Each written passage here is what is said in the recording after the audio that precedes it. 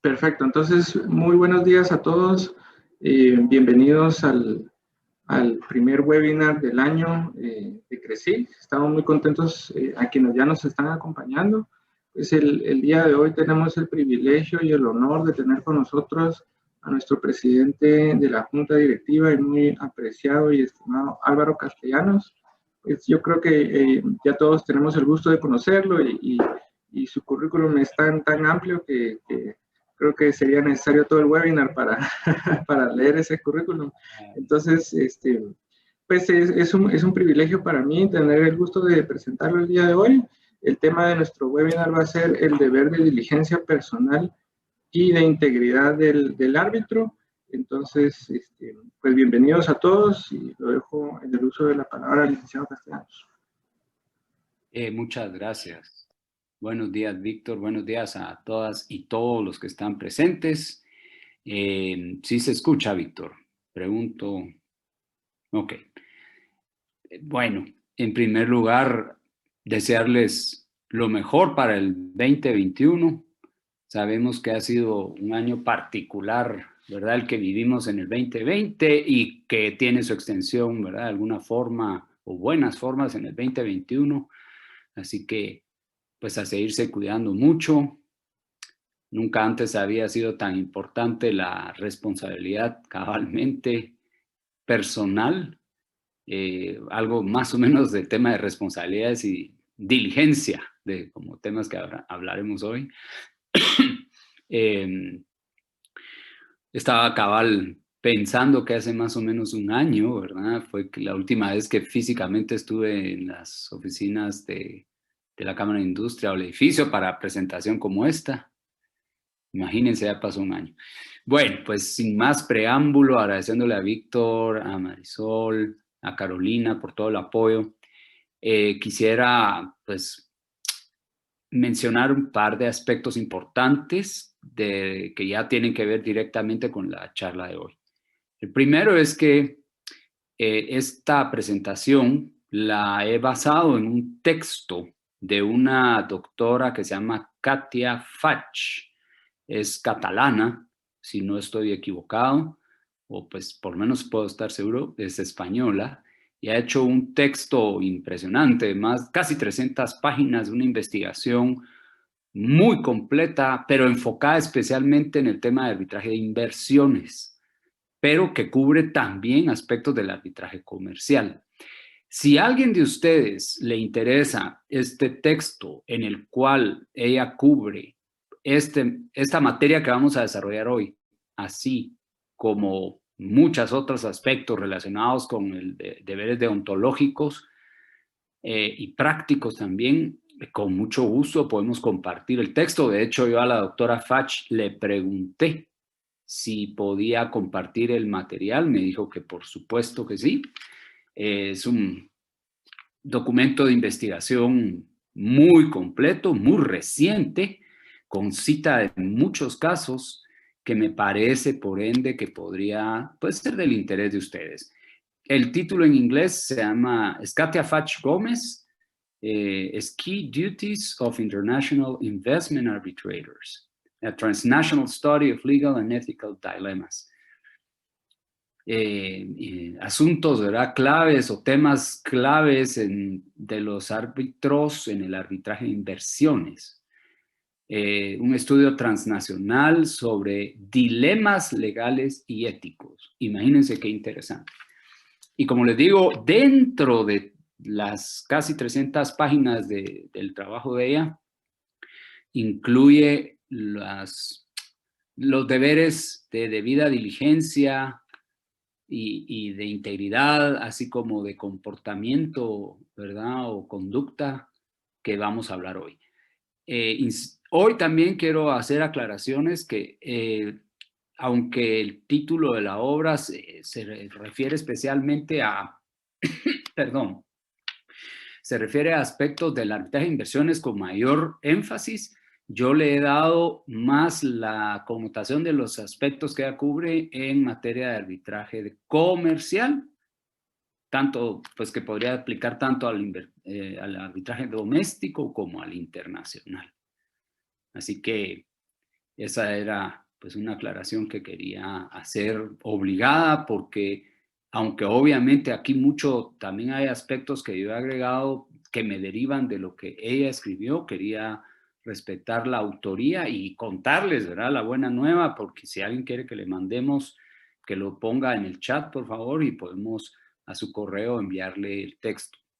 El texto obviamente está en inglés, es una investigación muy completa, muy actualizada, apoyada por el Instituto Max Planck de Alemania.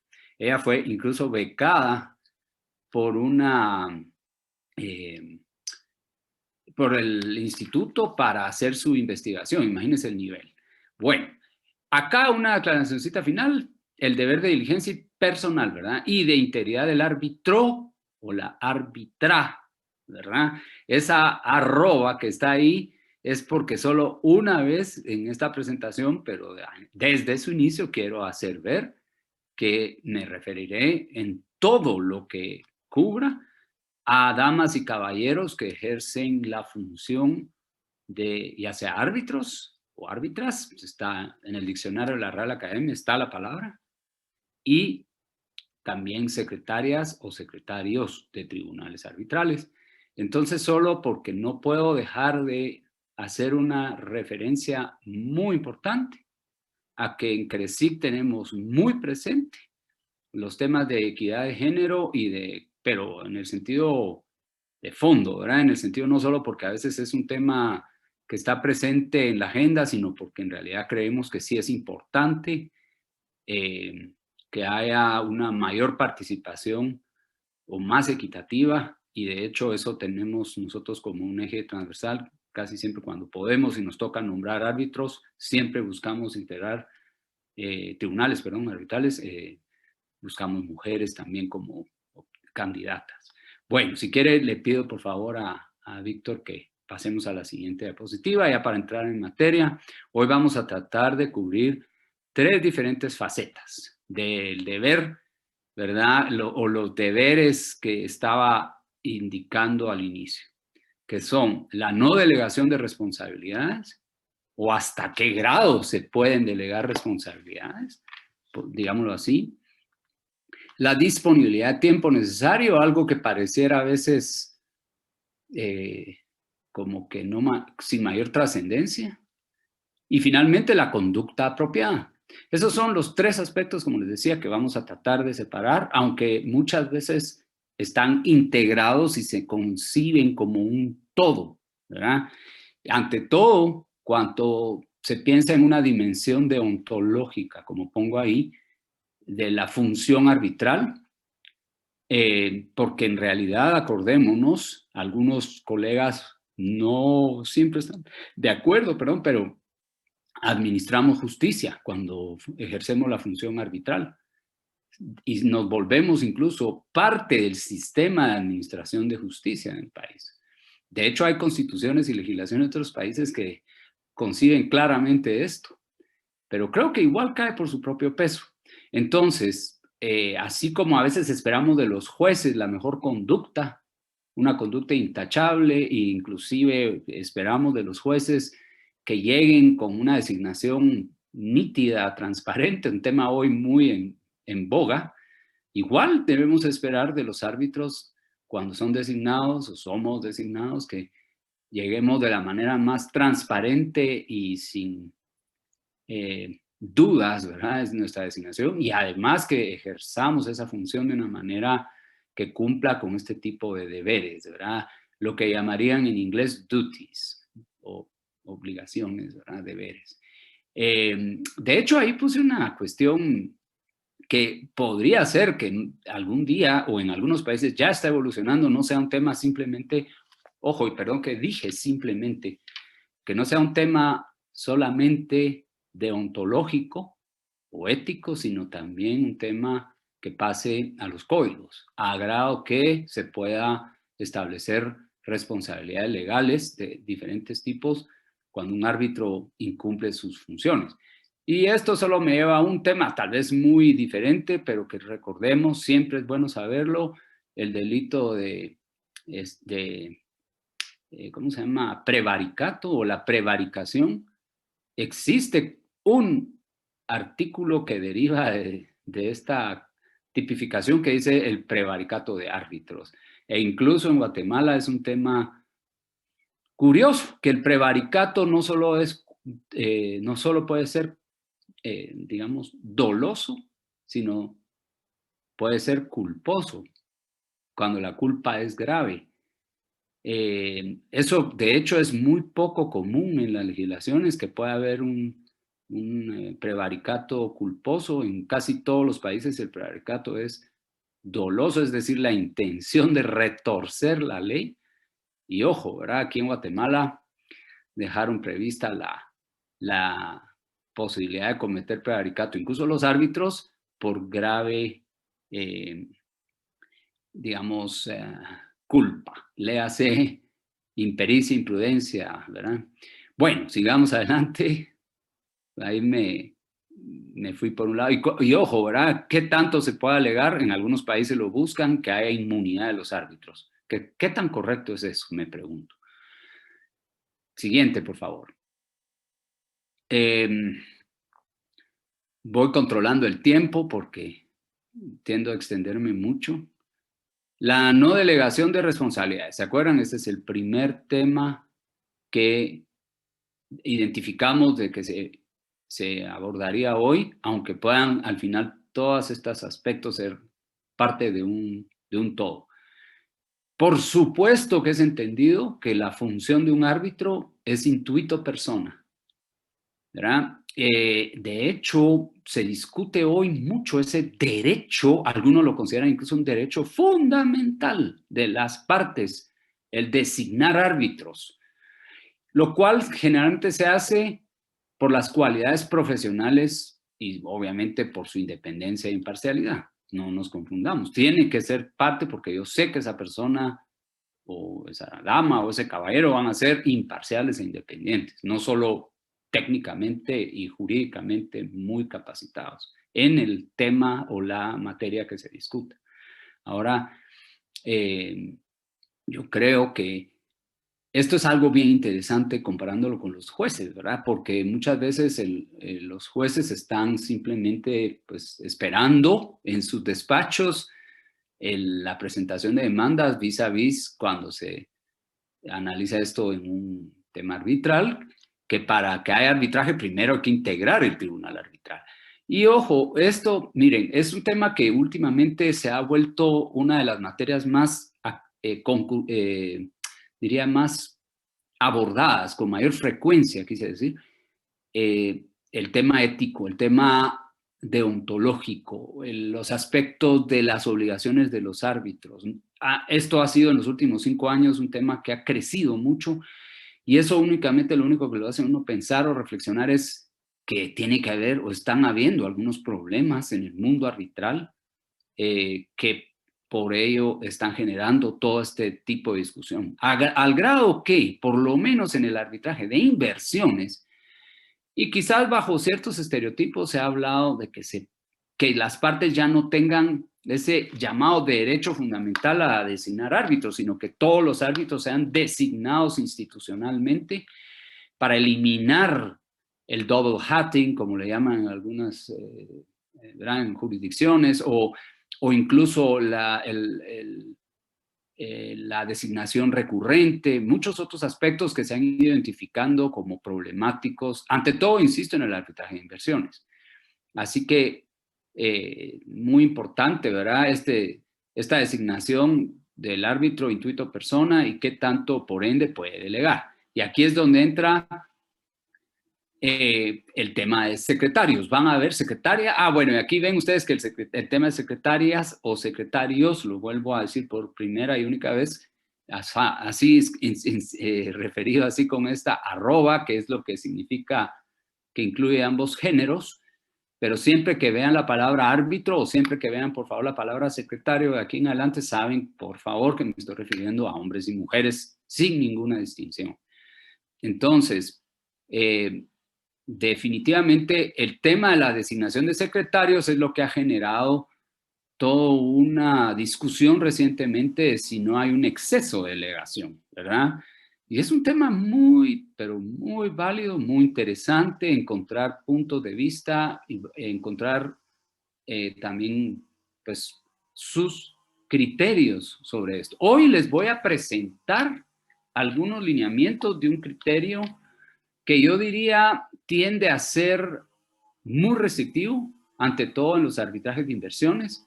Es decir, la autora a quien mencioné al inicio, Katia Fach, hace realmente al final una crítica seria al sistema de arbitraje de inversiones. Es más, se refiere mucho al futuro sobre la posibilidad que se establezca un arbitraje permanente de inversiones, o una corte multilateral de inversiones, y no, ya no seguir permitiendo la designación de árbitros. Pero como les digo, yo he tratado de trasladar algunas dudas y algunos puntos para el arbitraje comercial y que cada uno vaya formando su criterio, porque van a ver que hay diferentes puntos de vista. Y la pregunta central es entonces, ¿hasta dónde o qué grado se pueden delegar funciones a un secretario? Que de no contarse con ese apoyo, pongo ahí, verá, serían desarrolladas por los propios árbitros o el árbitro único. Entonces, siguiente diapositiva, vamos a ir entrando ya en materia. La no delegación de responsabilidades. Vamos a empezar, si quieren, por el punto de vista más restrictivo, que es el que, en mi opinión, de los que he encontrado para el arbitraje comercial, es el de la ICC. La ICC, como ustedes saben, tiene un documento muy importante que se llama las notas, ¿verdad? Ellos le llaman generalmente las notas de la ICC, o las notas que se dirige a las partes y a los tribunales arbitrales para cómo conducir el arbitraje. Les invito a que quienes no conozcan el documento lo busquen en la página de la ICC, es maravilloso. Claro, está basado en el reglamento o la regla de la ICC, pero creo que puede ser un buen benchmarking, perdonen la expresión sajona o anglosajona, para poder, cuando tengamos dudas, ver cómo conducir un proceso arbitral. Y en el caso de la ICC, como ven ustedes, sí es tajante en decir que de ninguna forma, bajo ninguna circunstancia, el tribunal arbitral puede delegar funciones en el aspecto sobre toma de decisiones a un secretario administrativo, y que tampoco puede ese tribunal arbitral apoyarse en el secretario administrativo para que realice funciones esenciales de un árbitro. Eso nos pone ante dos grandes rubros donde podría uno discutir de qué se trata. Funciones de toma de decisiones, que a mí me parece que eso es más claro, versus las funciones esenciales de un árbitro. Ahí uno podría decir, bueno, ¿y cuáles son esas funciones? Entonces, la ICC, vean cómo sugiere una interpretación restrictiva y sugiere que los secretarios que no son nombrados por default, es decir, el reglamento de la ICC no parte de que va a haber un secretario, solamente pueden cumplir tareas organizativas y administrativas. Miren esto, ¿verdad? En cuanto a borradores, ojo, de resoluciones procesales o órdenes procesales, como se le llama más en la jerga internacional, y laudos especialmente, ¿verdad? Las funciones que la ICC tolera, permite, o si se puede decir así de entrada, sugiere que, o pide que hagan los secretarios únicamente es, ¿verdad?, la revisión de posibles errores gramaticales, de errores de cálculos, verificaciones de citas, fecha, referencias cruzadas, pero no concibe que un secretario pueda redactar ni siquiera la introducción de un laudo, por lo que yo entiendo, o digamos la historia procesal de un laudo, o la posición de las partes en cada una de las disputas, o de cada uno de los aspectos que han sido sometidos como pretensiones, ¿verdad? O los puntos de controversia.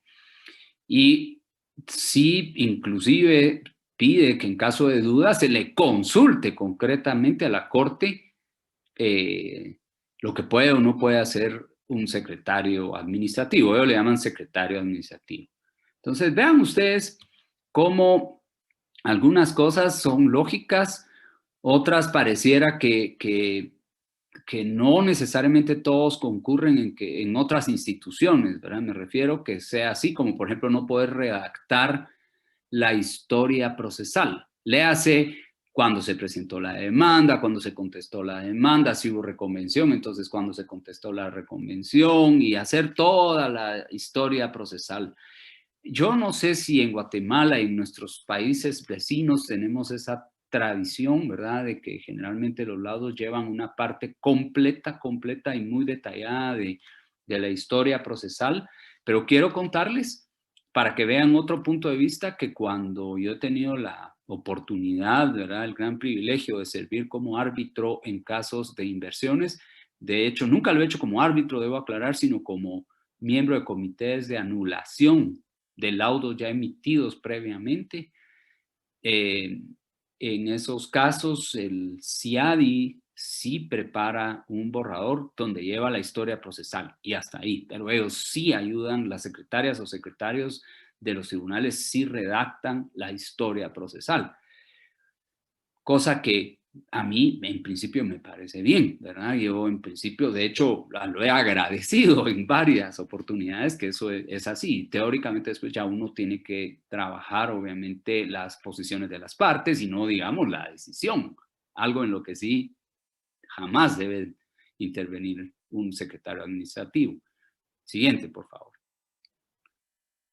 Pero vean estas otras aproximaciones. Y la verdad es que esta es muy interesante porque en realidad viene de un grupo de abogados jóvenes que trabajaron como un task force, ¿verdad? O una fuerza de tarea especial de los jóvenes de la ICA. ICA, como saben ustedes, es el International Council for Commercial Arbitration, o el Consejo Internacional de Arbitraje Comercial, una de las instituciones más importantes en materia arbitral en el mundo desde el punto de vista de producción literaria, de seguimiento de convenciones. Por ahí tenemos un texto maravilloso que les recuerdo a todos porque hay un guatemalteco que intervino ahí, que es el doctor Alexander Eichenstadt, que tradujo al español una obra muy importante de la ICA, que es la guía de la ICA sobre la interpretación de la Convención de Nueva York, que es una guía para jueces, pero que aun cuando esté dirigida especialmente a jueces, es utilísima para abogados practicantes, para árbitros, para estudiantes de derecho. De hecho, es para mí un documento que uno, como cualquiera que tenga el interés de estudiar derecho arbitral, es impensable no conocer a fondo ese texto. Yo todavía lo sigo estudiando y trato de conocerlo cada vez más porque me sirve mucho para dar clases. Bueno, he hecho el anuncio de la guía de la ICA sobre la Convención de Nueva York. Ellos también sacaron unos aspectos que parecieran tener consideraciones más flexibles, ¿verdad? El artículo 3 de esa guía, que incluye, pues, permite que los secretarios puedan revisar los memoriales. Imagínense, esto es un tema interesante, y las pruebas de las partes, y puedan redactar cabalmente lo que decía antes, la cronología de hechos o fases procesales, la historia procesal, en las cuales se resumen respectivas posiciones de las partes, ojo. Es decir, esto algunos, incluso la autora que utilicé de base principal, dice, es lógico porque son jóvenes que quieren a su vez tener más experiencia en la producción o redacción de laudos, órdenes procesales, y como consecuencia ir teniendo una buena experiencia para poder llegar a ser árbitros, ¿verdad? También. Entonces, realmente es fascinante. De hecho, en este texto, para el que lo vaya a pedir y lo busque, es el capítulo 4, hay unas referencias a unas encuestas que hace White and Case, si no me equivoco, ¿verdad? Esa gran firma internacional. Y la verdad es que a los practicantes, a los usuarios del arbitraje internacional les preguntaron qué tanto podrían o permitirían o estarían de acuerdo, ¿verdad? Que secretarias o secretarios administrativos puedan, digamos, participar y hasta qué grado en los borradores de órdenes procesales y no digamos laudos. Y eso es interesante ver que hay porcentajes altos de tolerancia. Porcentajes altos de tolerancia, pero siempre y cuando obviamente hay una supervisión muy estricta, ¿verdad?, de los árbitros. Luego, pues como ven ustedes, ya en otros enfoques, algunos autores sugieren, ¿verdad?, que haya un acuerdo arbitral que diga, y eso sí se puede, ante todo, ojo, lo pongo hasta abajo, arbitrajes ad hoc, cuando no hay un reglamento, cuando no existe una guía, una pauta que las partes incorporen a su acuerdo arbitral, es muy importante, pues que eventualmente ese tipo de cosas pudieran estar contempladas en el acuerdo arbitral, dado, como pongo ahí, ¿verdad?, la gran relevancia de la autonomía y la voluntad de las partes. Quizá algunos dirían esto solo podría darse si uno ha tenido una mala experiencia o una experiencia que no sea necesariamente mala, pero que quisiera evitarla y como consecuencia podría regularla en el acuerdo arbitral, máxime incluso si se trata de arbitraje ad hoc, pero no solo en el arbitraje ad hoc. Ya vamos a ver por qué digo esto, porque hay reglamentos institucionales que parten de la presunción que va a haber árbitro, que va a haber, perdón, secretaria o secretario. Incluso algunos han llegado al punto de decir que esto lo debería regular la ley arbitral o lex arbitri de cada país. En mi opinión, esto es un tema interesante que podría, ¿verdad?, quizás volverse un tema muy casuístico en la legislación, pero yo creo que, por lo menos en los países como Guatemala, que seguimos la ley modelo, no tenemos ese aspecto contemplado en lo más mínimo. En nuestra legislación se deja ya sea al acuerdo de voluntad de las partes o a las referencias a reglamentos. Siguiente, por favor.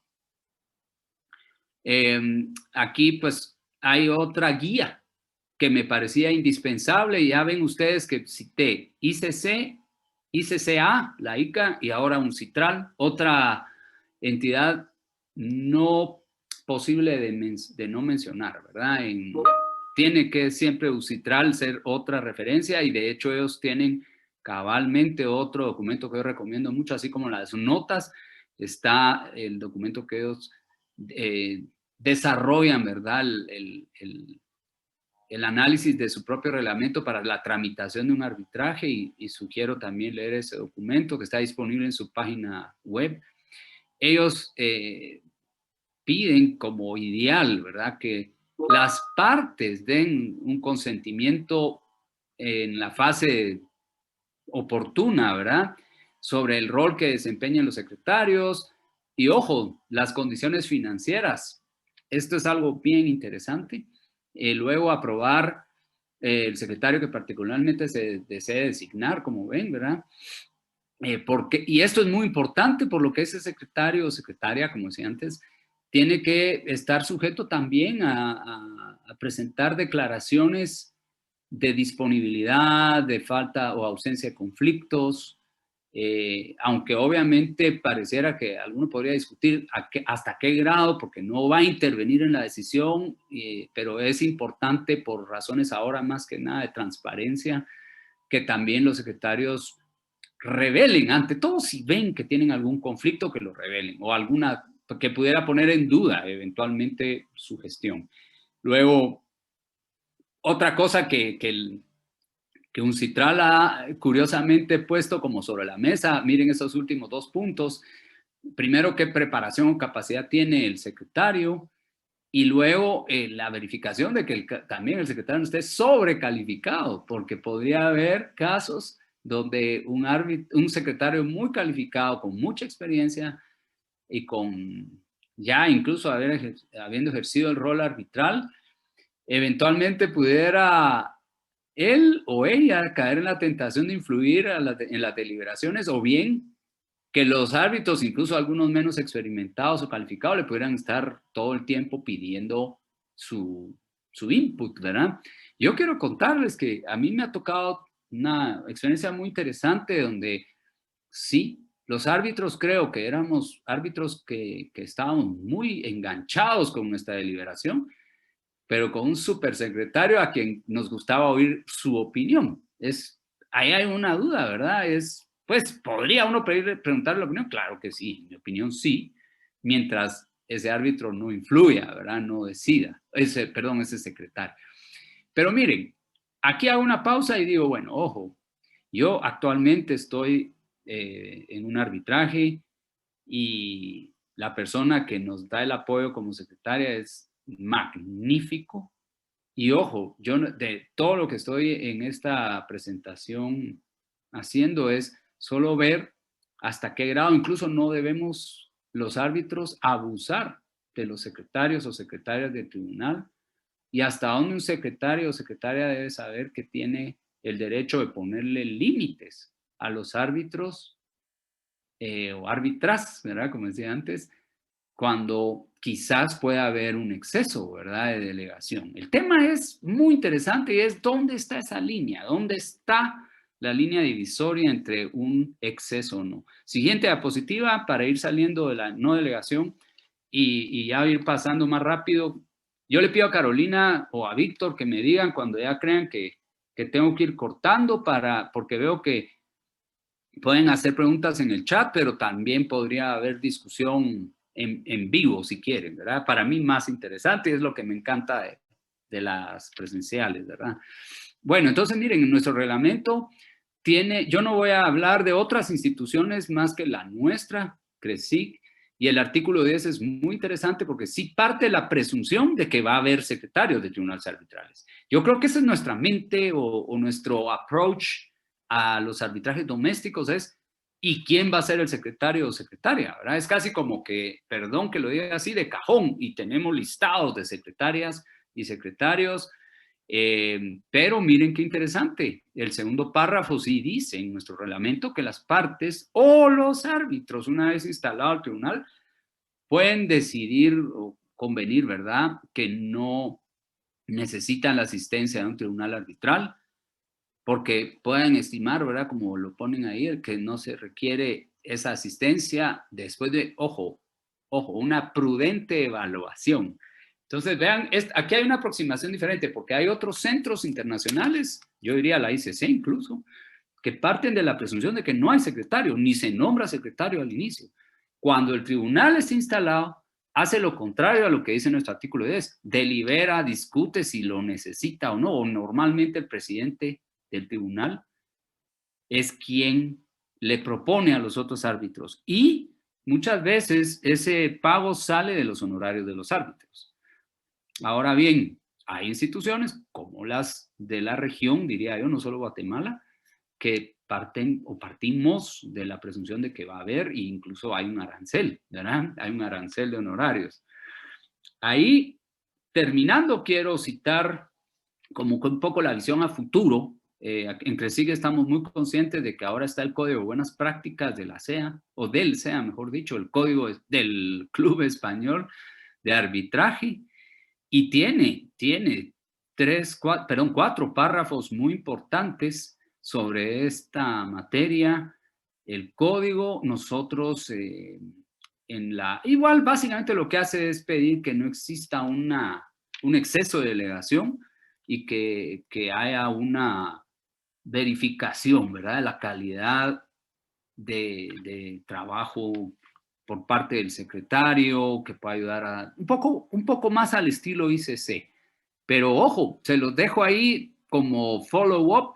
Yo le había pedido, para que quien quiera de ustedes se meta, de hecho lo hago a propósito, no desarrollo claramente los párrafos 95 a 98, no solo por cuestión de tiempo, sino para provocar que los participantes, por favor, pudieran estudiar el Código de Buenas Prácticas, porque me parece que el CEA ha hecho una labor magnífica, súper actualizada, de punta de lanza y de vanguardia en temas arbitrales internacionales a través de este Código de Buenas Prácticas que se aplica tanto a instituciones arbitrales como la nuestra en CRESIG, como a árbitros y abogados de parte. Y peritos también, por cierto. Luego, en Guatemala, como decía antes, la Lex Arbitri, nuestra ley de arbitraje, no regula absolutamente nada sobre secretarios. Es libre a contratación. Si se quiere, se tiene. Si el reglamento lo dispone, se tiene. En fin, lo que hemos ido hablando. Bueno, voy a ver si hago una pausa, si hay... no. ya vi que Víctor lo que puso es el acceso al documento del Código de Buenas Prácticas para que ustedes lo puedan bajar en lo que hablamos y lo puedan degustar posteriormente, porque de verdad es excelente. Siguiente diapositiva, por favor, Víctor. Bueno, insisto, tal vez antes de pasar a disponibilidad y despedir el tema de no delegación, ojo, yo tiendo a favorecer y de hecho creo que no puedo imaginarme un tribunal arbitral sin secretaria o secretario porque realmente da un apoyo extraordinario. Hay gente que tiene una virtud muy particular y una gran experiencia, como lo que yo estoy viviendo en este momento, que apoyan de manera decidida a los tribunales arbitrales y que de hecho muchas veces ayudan a que se cumpla en tiempos y eficiencia en los procedimientos arbitrales. Y me refiero a la eficiencia es ante todo pues económica también y por supuesto en resultados en el tiempo. Ojo, aquí hay un tema muy interesante y ahora pasando a disponibilidad de tiempo, y es que depende también que hay legislaciones que contemplan en su propia normativa, no en el reglamento, sino en la legislación, plazos para emitir laudo. Y acordémonos que podría ser una causal de anulación de un laudo no emitir un laudo en el tiempo. Eso en algunas jurisdicciones es así. Entonces vean pues qué importante es la disponibilidad. Entonces yo sí creo que a veces se toma con ligereza ese tema. En ocasiones algunos creen que se subsume dentro de estos deberes de diligencia, de eficiencia que estuvimos tratando en cuanto a que el árbitro trabaje diligentemente, pero muchas veces se aborda solo al inicio cuando se va a designar a un árbitro y en realidad es un tema recurrente durante todo el proceso arbitral, porque acordémonos que las partes han preferido sacar sus disputas del sistema de administración de justicia y trasladarlo al ámbito arbitral, entre algunas razones, una de ellas seguro para que las resoluciones de fondo, es decir, laudo, esté en tiempo, ¿verdad? Ahora, aquí también vemos que hay aspectos institucionales con diferentes aproximaciones. Yo hago solo una notita que otra vez, ¿verdad? Ojo, cuando las partes tienen preferencia, y no es que esté promoviendo a las instituciones como CRESIC, ¿verdad? Cualquier institución que haya nacional o internacional, pero cuando no se pacta arbitraje institucional, tenemos que pensar como arbitrajes ad hoc, tenemos entonces que ser muy cuidadosos en verificar ese tipo de cosas, ¿verdad? Que los árbitros deban declarar que tienen disponibilidad. Siguiente, por favor. Vamos a ver, ahí estamos. Un ejemplo, este es otra vez el más restrictivo, el más fuerte, el más exigente, podría ser ICC.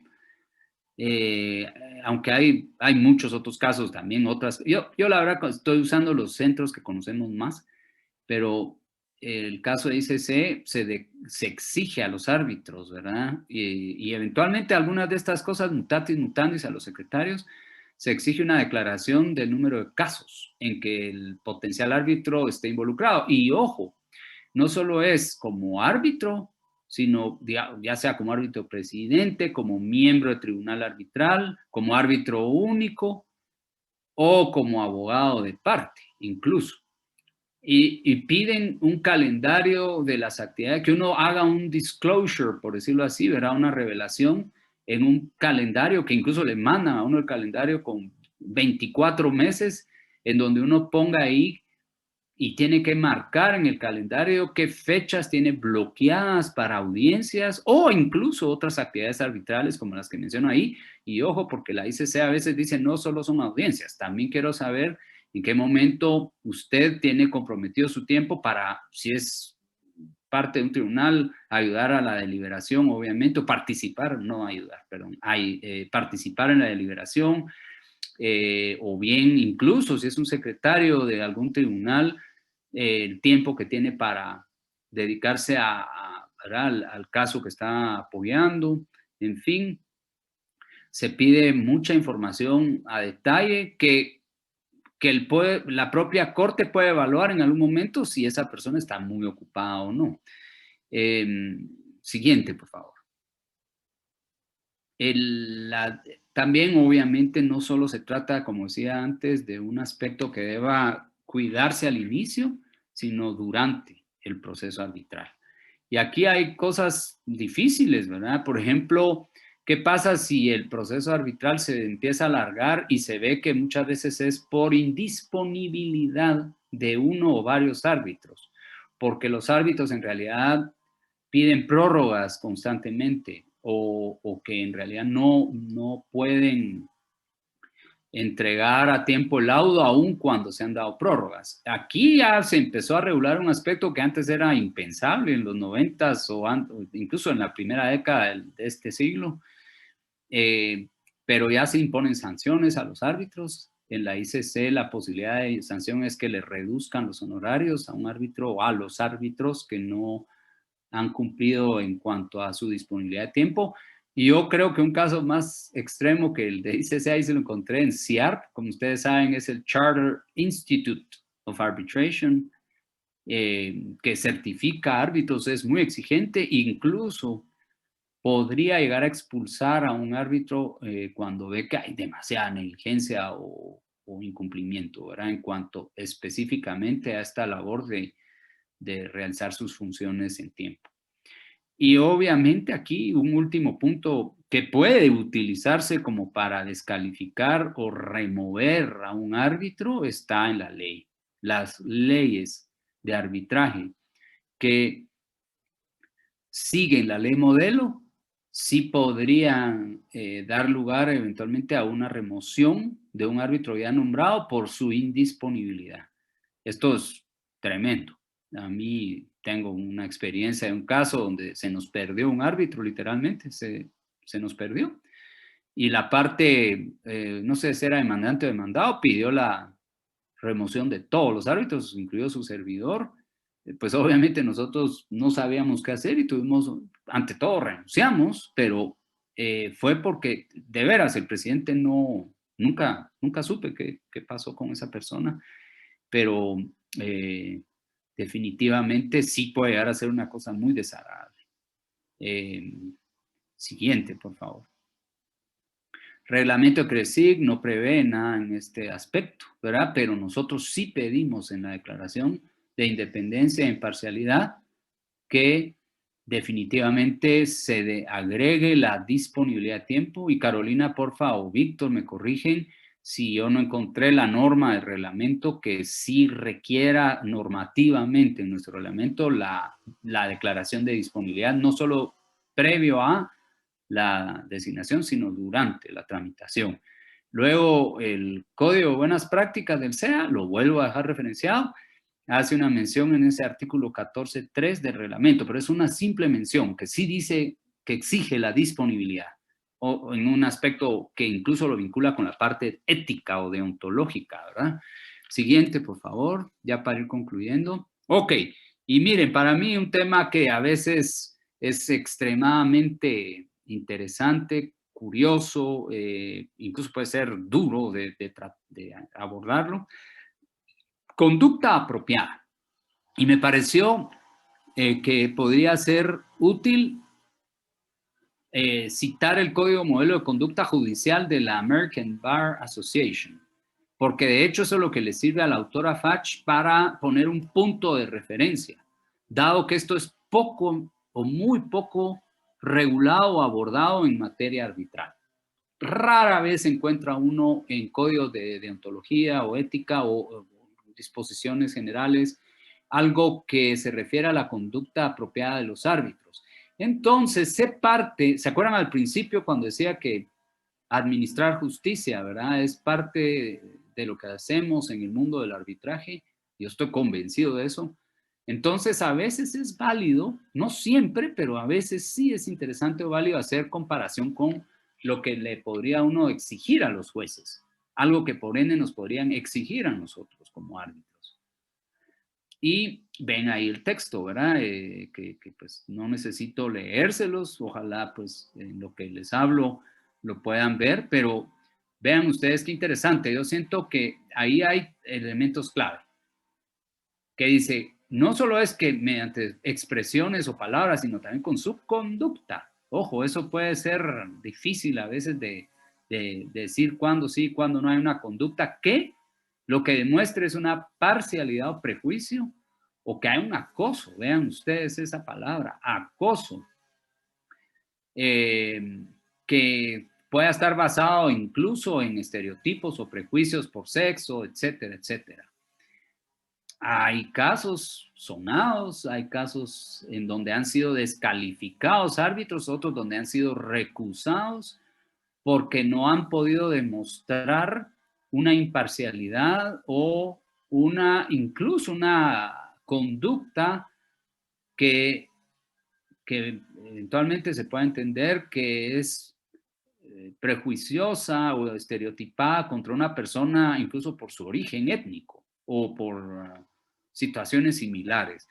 Entonces, este tema básicamente lo desarrolla poco la autora en el tema arbitral y se mete de lleno en el tema de arbitraje de inversiones, porque ahí como que hay más jurisprudencia, más casos. De hecho, les cuento que a mí me recusaron en 3 comités de anulación en donde la República de Venezuela era la parte demandada, porque creían que yo había escrito un artículo o columna de opinión en donde como que opinaba de manera muy negativa del sistema de justicia de Venezuela y me recusaron, básicamente diciendo que se demostraba una falta de imparcialidad o que tenía parcialidad, ¿verdad?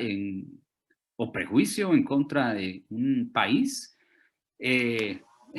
No me voy a extender más, gracias a Dios. De hecho, pues podría ser discusión que yo pueda tener con alguien si le interesa, pero de hecho mi columna al contrario, no estaba necesariamente burlándose o hice una referencia a un tema que hablaban terceras personas de Guatemala y lo comparaban con Venezuela. Pero bueno, el hecho es que en los 3 casos me exoneraron, no confirmaron mi recusación, sino pude continuar. Pero en el mundo del arbitraje de inversiones esto se ha vuelto mucho más constante. Así que el que le interese ese tema, por ejemplo, para una investigación de tesis, de maestría o como un trabajo personal, les comento que aquí hay mucha información muy valiosa y han incluido casos, por ejemplo, un par de casos contra Ecuador en donde a los árbitros sí los removieron por eventualmente considerar que estaban biased, ¿verdad? O parcializados o con estereotipos o prejuicios en contra del Estado. Siguiente, por favor, ya para terminar. Aquí, la verdad es que en lo que a arbitraje comercial se refiere, fíjense qué interesante, la autora se enfoca más en la conducta que deben tener entre los propios árbitros. Es decir, y pone cabal una cita que es que los árbitros deben evitar o deben no, ¿verdad? No provocar ninguna conducta que no sea cooperativa o que sea obstructiva en la deliberación, y como que lo concentran en la parte deliberativa. Entonces, para concluir, decía aquí con una lista entre comillas jocosa, pero no tan simpática, les voy a pasar antes de ello, pues, ¿verdad? Pueden ver el título, pero a pasar a una última diapositiva que tiene ese como listado de la tipología de árbitros tóxicos. ¿Y por qué? Porque está enfocada especialmente en el problema deliberativo entre los árbitros. Ese es un documento muy interesante escrito por José María de la Jara Plaza y Julio Olortegui Guamán. Son peruanos. Entiendo que trabajaban o trabajan con un bufete muy prestigioso y reconocido no solo en Perú, sino en Latinoamérica. Y ellos hicieron un trabajo que les recomiendo, también muy interesante leerlo. Y por favor, en la última diapositiva vamos a ver, solo con que vean los títulos, creo que con eso los voy a dejar a todos reflexionando un poco, ¿verdad? El árbitro salomónico, el procesalosáureo, el justiciero, el fantasma, aquel que se desaparece y solo llega en ciertos momentos, el fantasma, perdón, el delivery, ese es muy interesante, el egocéntrico, imagínense, ¿verdad? El informante, el que viola el principio de confidencialidad. Incluso hay un caso muy sonado, ¿verdad? Reciente, donde un árbitro de manera totalmente burda le hacía cantar a una parte completamente cómo iban a resolver en el tribunal arbitral y se volvió un gran problema. Y en fin, ¿verdad? El kamikaze y ojo, los árbitros gángsters. La verdad es que ahí lo voy a dejar porque lo importante es que si a alguien le molesta o le genera duda o le parece interesante investigar sobre esto, pues ya tiene la referencia y si no, yo se las puedo compartir porque a mí me la envió el gran jurista peruano. Ahorita me voy a acordar cómo se llama, que trabajaban con él. Pero bueno, ahí lo dejo por cuestión de tiempo, quedan 10 minutos para llegar a la hora, así que gracias. No sé si hay preguntas, yo creo que preguntas en el chat creo que no hay, pero si quieren, por favor, ahorita podemos dialogar aquí en el espacio que queda. De hecho, tenemos una pregunta, licenciado. Jorge Luis Córdoba Noguera pregunta, ¿los escritos académicos pueden ser utilizados para recusar? Sí, gracias, Jorge Luis. Es una excelente pregunta. Algunos le llaman a eso, si no estoy mal, el issue conflict, ¿verdad?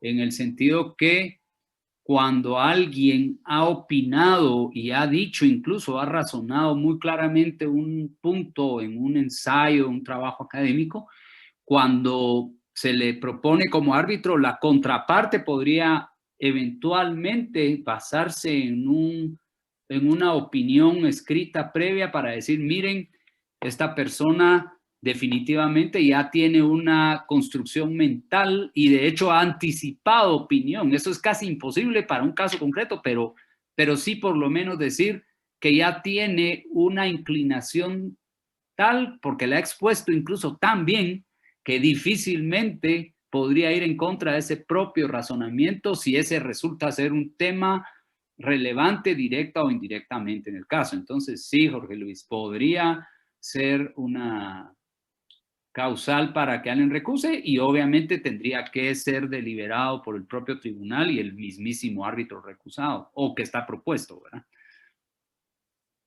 De hecho, ojo, perdón Carolina, solo aclaro, dentro de las obligaciones cada vez más exigentes de revelación, un propio candidato a ser designado podría decir, miren, yo escribí este artículo, léanlo y consideren si esto creen ustedes que me impide o no, ¿verdad? Por ejemplo. Perdón. Tenemos más preguntas, las voy a ir leyendo yo, licenciado, porque estamos en formato webinar y entonces lamentablemente no nos podemos ver todos como quisiéramos y tener una discusión, ¿verdad? De tú a tú como nos hubiera encantado y como hubiese sido y siempre hacemos en la sede presencial de CRECIG, pero dadas las circunstancias estamos de manera virtual y con mucho gusto yo aquí traslado las preguntas. Gracias. Manuel Juárez nos pide que nos vuelva a indicar, por favor, el texto donde se encuentra la clasificación esa tan divertida que nos puso, pero también tan ilustrativa sobre la clasificación de árbitros. Sí, con mucho gusto. Ahorita vuelvo a abrirla. No sé si Víctor puede, si está viendo, abrir la presentación, pero si no, yo les digo ahorita. En un segundo. Porque yo cerré mi presentación. Ahorita voy, Manuel, con mucho gusto. Carolina, ¿cómo se llama el colega peruano? Uno de los colegas peruanos así muy famosos en el mundo arbitral, o tal vez se acuerda, Víctor, que es el despacho de... No sé si ya... José María de la Jara, aquí ya nos pusieron, Víctor lo puso de aquí, José María de la Jara y Julio Olortegui Guamán. Sí, Ellos son los autores. Bueno, de hecho, yo en lo que hablamos, y si logro, como dicen, hacer dos cosas al mismo tiempo, yo puedo enviarle a Víctor y a Carolina el texto para que también lo compartan, ¿verdad? En realidad, sí tiene un como sentido jocoso al principio, la aproximación al abordaje del problema, pero en realidad es terrible lo que abordan nuestros amigos en ese artículo o ensayo, que es un trabajo largo. Pero ahorita voy a ver si lo logro enviar en lo que hablamos para la siguiente pregunta y con mucho gusto, Manuel. Aquí tenemos otras dos preguntas. Alguien que no se identifica, o por lo menos solo tiene las iniciales, pregunta qué responsabilidad puede existir para los centros o los terceros que las partes convienen y le delegan la función de designar árbitros. No mucho se entiende la pregunta, perdón, si la pudieran aclarar. Dice, ¿qué responsabilidad puede existir para los centros o los terceros que las partes convienen y delegan la función de designar árbitros? En lo que, si es que escriben, yo lo que creo es que tal vez lo de terceros sí no entiendo mucho, solo que fuera un juez que por falta de designación oportuna de una parte, un juez designe de donde quiera, ¿verdad? No por listado, no por nada. Un juez, acuérdense que la ley de arbitraje, muchas leyes de arbitraje en el mundo regulan esa posibilidad ante la ausencia de designación de la parte que le corresponde hacerlo. Ahí sí diría yo que buena suerte con el juez, el árbitro que les nombre el juez, porque el juez sí definitivamente de ninguna forma le van a poder reclamar la falta de responsabilidad, diligencia, etcétera. Las instituciones, yo diría que tenemos una obligación en general de tener, número uno, el cuidado, ¿verdad?, de tener listas que son, en el caso de CRESIC, son referenciales, no son obligatorias. Las listas que tenemos, es decir, ustedes pueden, los usuarios, de ahí escoger o no a un árbitro o a una árbitra, e incluso los secretarios, ¿verdad? Pero sí, entonces ahí en general entra para una institución, en mi opinión, como es CRESIC o como puede ser incluso la ICC, que lo cuida mucho, que de hecho la ICC no tiene lista de árbitros, ojo, pero sí hace un análisis propio de experiencia y posibilidad de determinar adecuadamente la preparación, pero eso es para la parte sobre capacidad de realizar la labor de adjudicación, ¿verdad? De conocer y resolver el caso. La disponibilidad de tiempo tiene que ser siempre exigida puntualmente en el momento de una potencial designación. No se puede hacer previamente, ¿verdad? Espero que eso responda. Y lo de tercero me llamó mucho la atención. La responsabilidad en general institucional sí existe para los centros de arbitraje de hacer bien las designaciones si a ella le corresponde. Si no nos corresponde a los centros de arbitraje, no tenemos ninguna responsabilidad en eso, ¿verdad? Es responsabilidad incluso de los abogados de parte. Siguiente. Claro.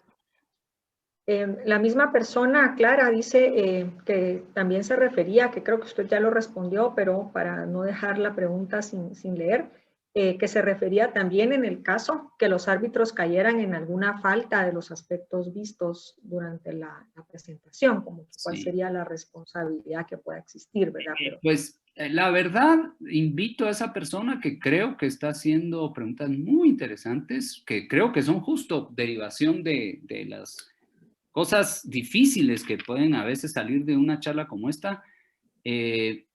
Yo creo que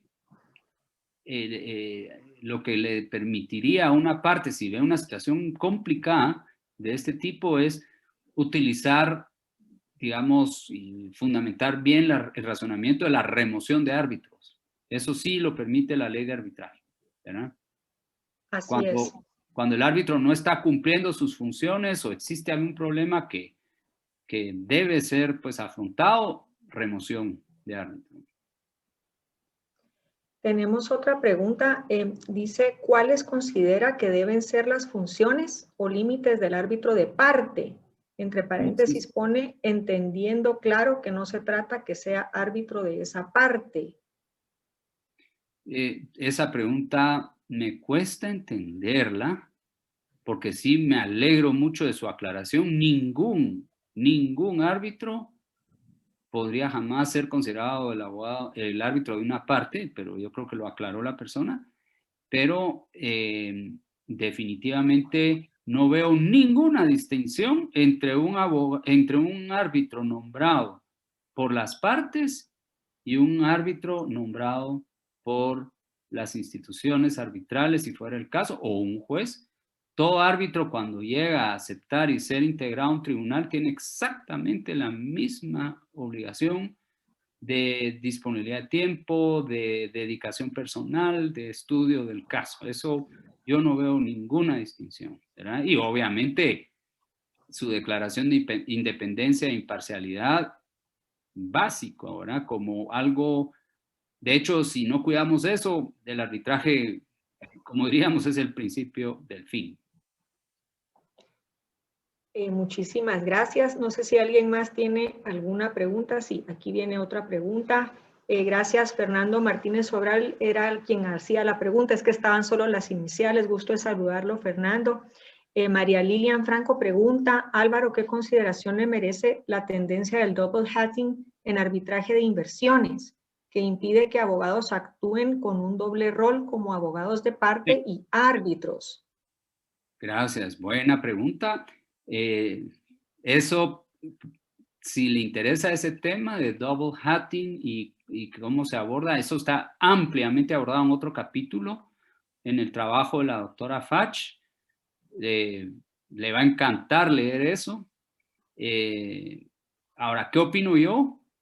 Creo que hay una posición que pudiera decirse es el extremo del laissez-faire, laissez-passer, ¿verdad? El dejar hacer y dejar pasar, como un extremo, que ese ya no es tolerable, y el otro está en el nuevo modelo holandés de tratado bilateral de inversiones, en el que prohíbe el double hatting, incluso hasta con un periodo de, ¿cómo le diríamos? Para la última vez que alguien actuó como abogado aparte, un periodo de cuarentena, ahora que está de moda la palabra cuarentena, ¿verdad?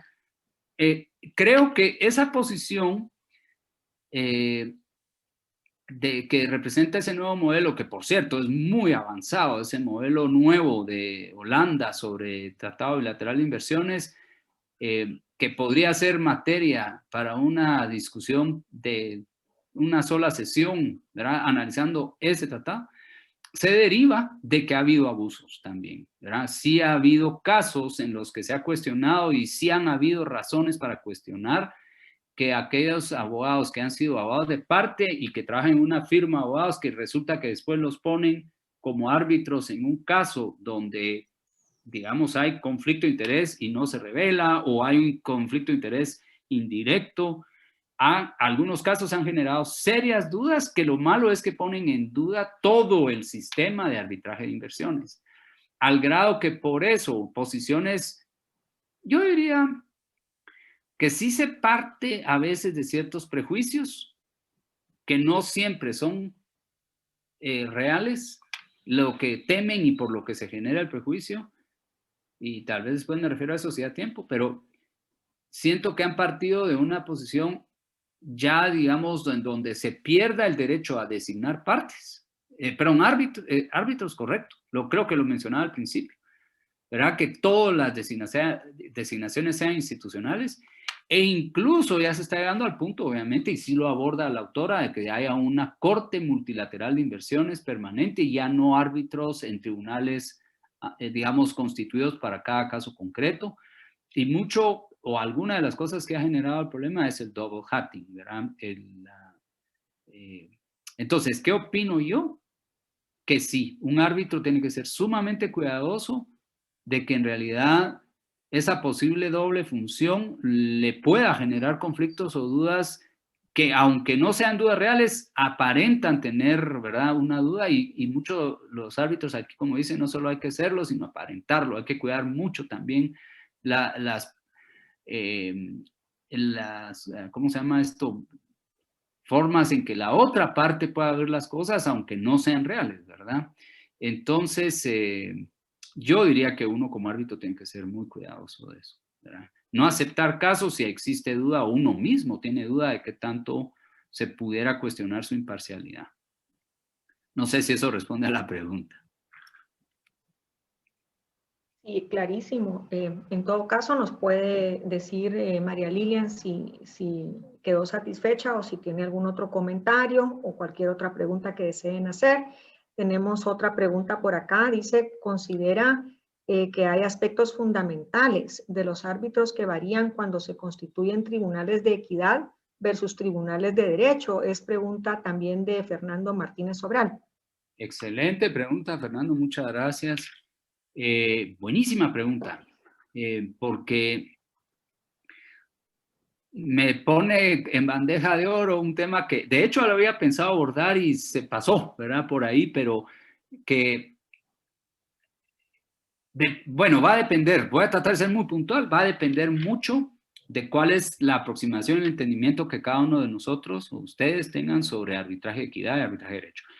La posición de su servidor, que la he sostenido en otras actividades de CRECIG, es que el árbitro de equidad no está eximido de aplicar el derecho aplicable, sino que debe aplicarlo, y si encuentra que además el derecho aplicable es, digamos, a la hora de aplicarlo al caso concreto, una consecuencia muy férrea o que es muy riguroso, ahí es donde el árbitro de equidad puede, y de alguna forma, razonando adecuada y claramente motivando, quiero decir, ¿verdad?, su laudo, explica cómo y por qué aplica el criterio de equidad en el mismo momento que aplica e interpreta el derecho aplicable. Espero haberme explicado, pero ¿qué quiere decir eso, en mi opinión? Es decir, que el árbitro de equidad no tiene carta blanca, no cierra código, no cierra derecho aplicable y se olvida del derecho aplicable y decide como se le dé, la gana, sino que lo que tiene que hacer el árbitro de equidad es, con más refuerzo y dificultad, hacer un razonamiento claro en su laudo de por qué aplica el principio de equidad. Porque podría ser que la aplicación del derecho, válgase el derecho aplicable, le parezca justo y equitativo perfectamente para el caso. De hecho, ese sería el ideal, que toda norma fuera justa y equitativa siempre. Pero desgraciadamente algunas normas no son estructuradas así, o en la aplicación del caso concreto resultan no siendo lo más equitativo. Entonces, espero haberme explicado, pero para mí los árbitros de equidad tienen una obligación aún más reforzada de motivar sus laudos adecuadamente. ¿Se acuerdan en la lista de árbitros que puse al final, que está el árbitro salomónico? Ojo, por algo está ahí el salomónico, porque creen a veces que salomónico es partir la vaca y que no importa si yo al final con el resto del tribunal arbitral decidí que parte A tenía todo el derecho y estaba clarísimo que sus pretensiones están claramente fundamentadas en derecho. Pero como hay que dividir o partir la vaca, entonces dividamos algo. Eso es ir en contra de su propia deliberación y su propia conciencia. Espero haberme contestado a Fernando. Son muchos puntos de vista en esta materia, ¿verdad? Perdón, Carolina. Gracias, licenciado. No veo más preguntas. María Lilian responde que sí, que muchas gracias, que muy clara la respuesta. No sé si alguien más tiene alguna otra pregunta.